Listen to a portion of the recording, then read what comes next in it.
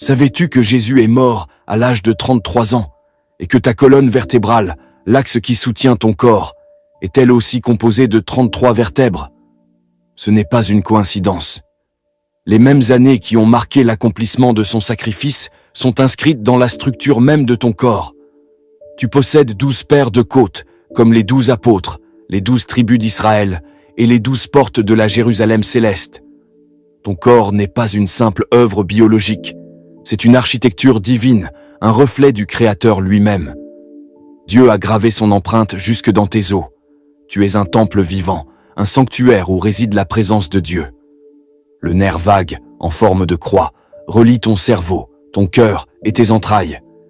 Il s'éveille dans la prière, dans le souffle profond, dans l'acte de pardonner.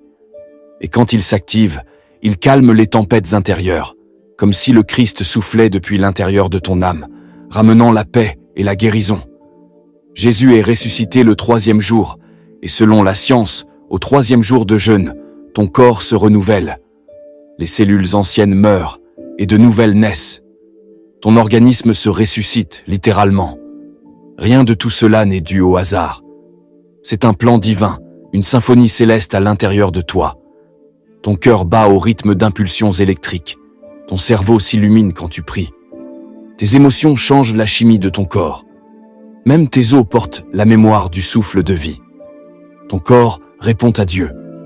Que tu le réalises ou non, tu as été façonné avec gloire et puissance, fait de chair, de poussière et d'esprit. Tu es le sanctuaire vivant du Créateur. Dieu ne t'a pas simplement créé, il a laissé une part de lui-même en toi.